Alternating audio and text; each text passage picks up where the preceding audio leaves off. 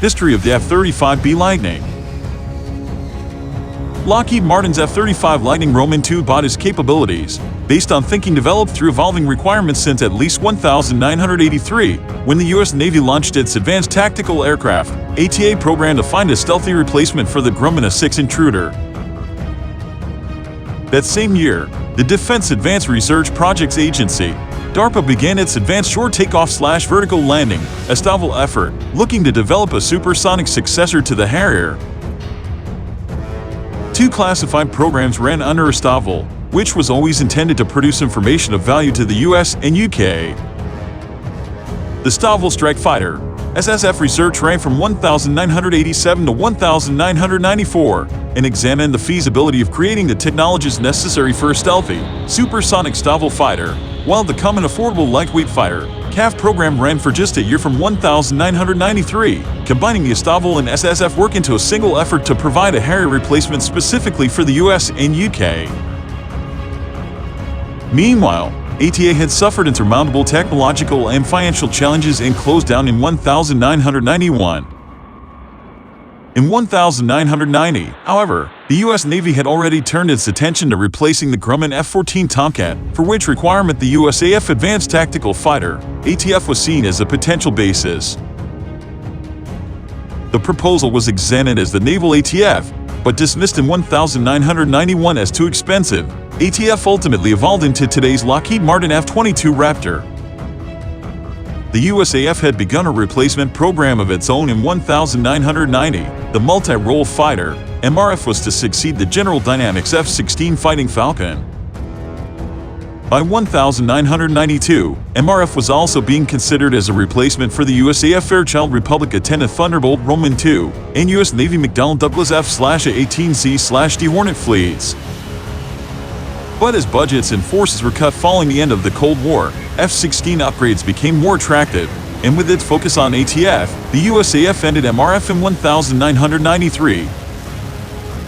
More or less simultaneously and prior to the termination of NAV, the U.S. Navy returned to the quandary of how to replace the A-6, examining new options under the Advanced Attack/Advanced/Fighter Attack X/A/F program from 1991.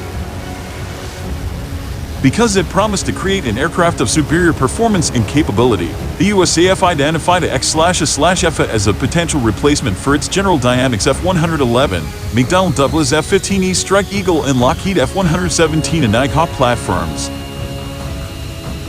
With NAF cancelled, X/A/F gained new air-to-air requirements and became the Advanced Attack/Fighter, A/FX, and although progress was made, Congress became concerned at the number of projects underway with hopes of reaching the same or similar goals. As a result, A/FX, ASTAVL and its components were merged under the Joint Advanced Strike Technology (JAS) program in 1994. JAS aimed to gather and coalesce all the formative technologies existing under the various programs, but lasted barely a year, becoming Joint Strike Fighter (JSF) when it reached its concept definition phase in 1996. Late that year, Boeing and Lockheed Martin were awarded contracts to produce two JSF demonstrators each for a competitive fly-off, with Boeing's aircraft designated X-32 and Lockheed Martin's X-35. In 1997, Lockheed Martin added Northrop Grumman and British Aerospace to its team, and the UK has since remained the primary overseas partner on the program. The intention with JSF was to create a stealthy tactical aircraft in three major variants.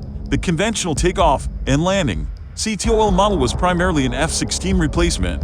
The ASTAVL-B was intended to succeed the Harrier, and the carrier-borne CVC would belatedly fill the hole left by the U.S. Navy's A-6, while also replacing some U.S. Navy and Marine Corps F/A-18C/D aircraft. Boeing was first into the air with the X-32A on September 18, 2000. The X-32B followed on March 29, 2001, and the test program concluded on July 28. Lockheed Martin trailed by only a few weeks, flying the X-35 on October 24, 2000. With the testing completed on November 22, the aircraft was modified to X-35B configuration, first flying in its new form on June 23, 2001. While Boeing had completed CV testing with the X-32A, Lockheed Martin chose to fly a dedicated X-35C, which flew for the first time on December 16, 2000. The X-35 test program concluded on August 6, 2001. On October 26, the Lockheed Martin/Northrop Grumman/BAE Systems team was announced as winning the JSF contract, and the X-35 began to evolve into the F-35 Lightning II. The UK formally announced its intention to acquire the F-35B Lightning in 2006. For many years, the country's JSF program was known as Joint Combat Aircraft, JCA, which remained F-35B based until the 2010 Strategic Defence and Security Review, which switched the British requirement to the F-35C. But with the Queen Elizabeth-class carrier design well advanced for Stavold, rather than the catapult and arrestor, CAT and trap gear required for CV operations, JCA resorted back to the F-35B, at the same time increasingly becoming known as JSF by program insiders. Squadron leader Steve Long became the first British pilot to fly an F-35 on January 26, 2010, and in July 2012 the government announced its decision to purchase an initial batch of 48 aircraft. The first of these was delivered on July 19, 2012, for trials work, a Task 17 Reserve Squadron assumed in 2014. The 2015 Strategic Defence and Security Review confirmed the UK intention to buy 138 Lightnings, and subsequent work has seen a massive infrastructure upgrade at RAF Marham, the type's RAF/Royal Navy main operating base. In British service, the aircraft is known only as F-35B Lightning, losing its Roman II. It is actually the RAF 3rd Lightning, after the Lockheed P-38 and English Electric Lightning. The first frontline Lightning unit, 617 SQ and Dowbusters, arrived at RAF Marham with an initial 4 aircraft on June 6, 2018. 6 aircraft from No. 207 Squadron, the Lightning OCU, landed at Marham on July 16, 2019, and a second operational unit, 809 Naval Air Squadron, NAS, is expected to begin forming at the Norfolk Station in 2023. After trials aboard HMS Queen Elizabeth in 2018 and 2019, operational aircraft from 617 Squadron worked from the ship for the first time in June 2020. On September 3, 2020, U.S. Marine Corps USG F-35BS from VMFA 211 landed at RAF Marham ahead of exercise Joint WAR, during which the jets will fly carrier qualification training alongside 617 Squadron aircraft.